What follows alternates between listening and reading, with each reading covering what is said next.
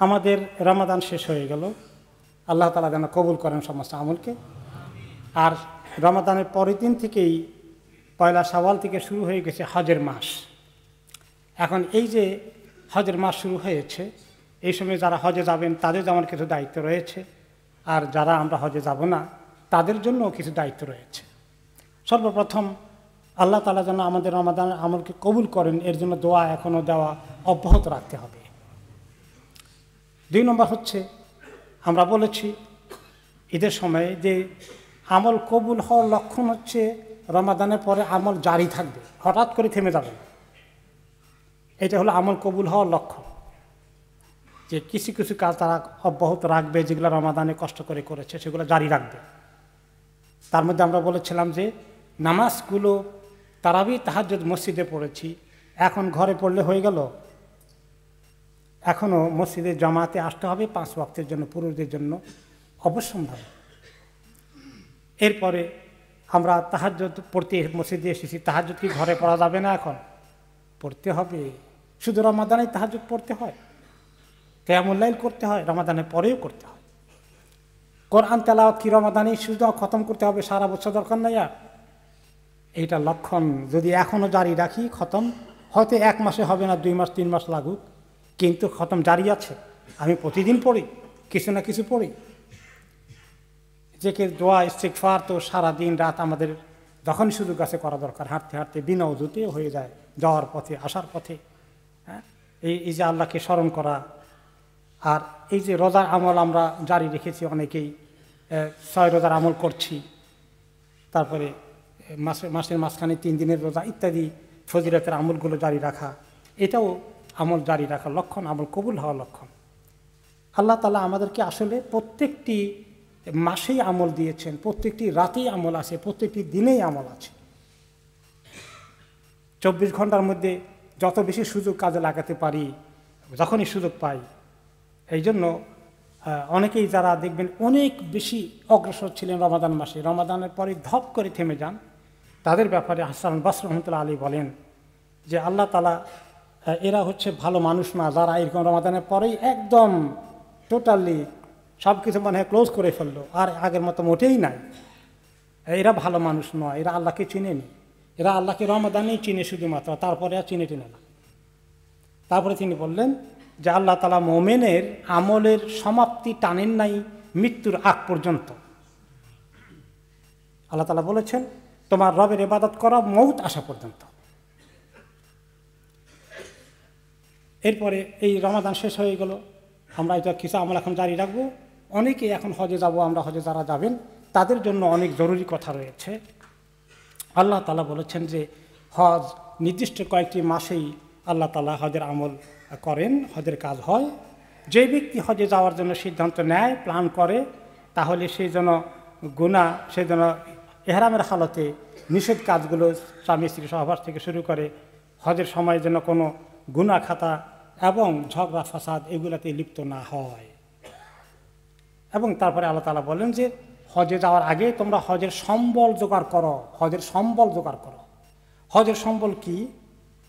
তো টাকা পয়সা কিছু লাগবে, বুকিং টুকিং লাগবে, পাসপোর্ট ভিসা লাগবে, তার পাশাপাশি লাগবে আরও যেটা বেশি দরকার, সেটা হচ্ছে নিজেকে আল্লাহ তাআলার কাছে মাকবুল হজ করার জন্য তাকওয়া বৃদ্ধি করা, তাকওয়ার সম্বল বেশি করে জোগাড় করা। তাকওয়ার সম্বল সবচেয়ে বড় সম্বল, এই কথা আল্লাহ তাআলা কোরআনে পাকে বলেছেন। তো এখন এই যে হজের মাস শুরু হয়ে গেল, যারা হজে যাবে এখন থেকেই তারা হজের ফিকিরের মধ্যে আছেন।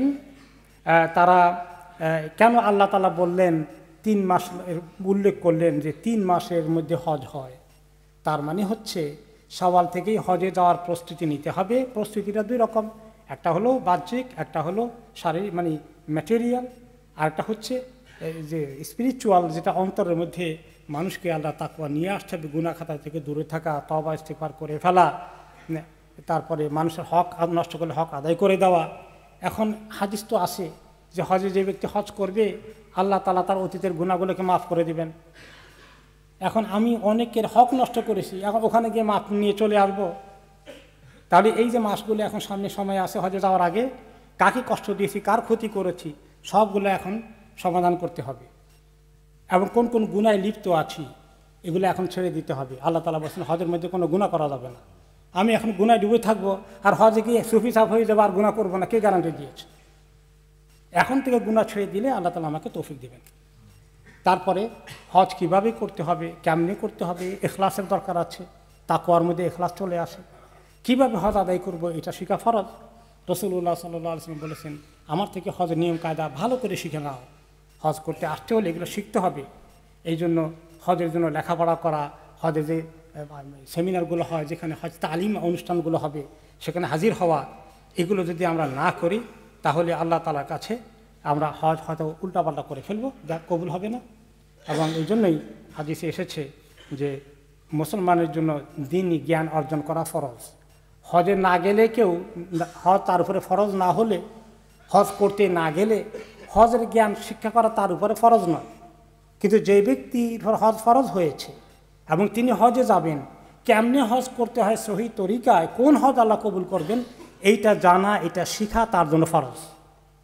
ওখানে গিয়ে হাতাহাতি করবে লোকেরা, যাকে তাকে জিজ্ঞাসা করবে, নো, আপনি নিজে ভালো করে হজ তালিমে অংশগ্রহণ করে আপনি সেখানে যাবেন, তাহলে আল্লাহ তাআলা আপনার হজকে কবুল করবেন।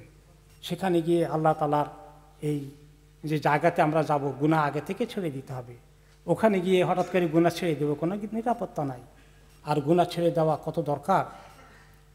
আমাদের চোখের গুনাহ হয়, মুখের গুনাহ হয়, এগুলো এখন থেকে যদি আমরা কন্ট্রোল না করি, আর হজের সময় একদম ভালো করে আমি সুফি সাফ হয়ে যাব, এটা আশা করা যায় না। এই জন্য আল্লাহ তাআলা এই হজের প্রস্তুতির জন্য এত মাসের কথা বলেছে। এখন থেকে প্রস্তুতি নেওয়ার জন্য মাস, 2-3 মাসের কথা বলেছে। অথচ হজ লাগে মাত্র 4-5 দিনে, 5-6 দিনে, 1 সপ্তাহে হজ হয়ে যায়। তো কাজগুলো এখন থেকে শুরু করার জন্য কয়েক মাসের কথা আল্লাহ তাআলা উল্লেখ করেছে।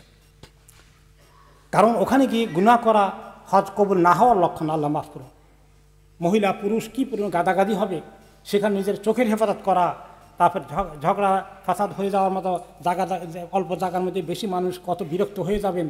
আপনার কেউ ভঙ্গ করে এদিকে উল্টাপাল্টা করবে, আপনাকে কষ্ট দেবে, কড়া কথা বলবে, আপনি জবাব দিবেন, ঝগড়া করবেন। আল্লাহ তাআলা বলছেন এগুলো কিচ্ছু করা যাবে না কিন্তু হজের মধ্যে। তাহলে হজের মধ্যে করবো না, এখন করা শুরু করে দিয়ে বেশি করে হবে। এখন থেকে না থামলে ওখানে গিয়ে থামতে পারবো না। আর ওমর ইবনে খাত্তাব রাদিয়াল্লাহু আনহু বলছেন, ওই জায়গায় গিয়ে গুনাহ করা এত বড় অপরাধ। তিনি বলেছেন, আমি যদি তায়েফের একটা শহর আছে, সেখানে গিয়ে যদি আমি, তায়েফের কথা বলেছেন, ওখানে গিয়ে যদি আমি 70-80 গুনাহ করি, সেটা আমার কাছে হালকা ওই মক্কার মধ্যে হজের এলাকার মধ্যে একটা গুনাহ করার তুলনায়। এত ভয় করেছে। এর নাম হলো তাকওয়া। আর এই তাকওয়া সম্বল, অর্থাৎ যাওয়াদু ফাইন্না খায়রা যাদি তাকওয়া, এই তাকওয়া নিয়ে হজে যেতে হবে, এই কথা আল্লাহ তাআলা কোরআনে পাকে উল্লেখ করেছেন। আল্লাহ তাআলা আমাদেরকে তাকওয়া অর্জনে তৌফিক দান করুন এবং আমাদেরকে হজ যারা করব, এই হজ মাকবুল হজ কীভাবে হয় সেটা ভালো করে হজ ট্রেনিংয়ে অংশগ্রহণ করে বারে বারে কিতাবপত্র পড়ে তো প্রস্তুতি নেওয়ার এবং তাকওয়া জোগাড় করার জন্য এখন থেকেই আল্লাহ তাআলা আমাদেরকে তৌফিক দান করুন।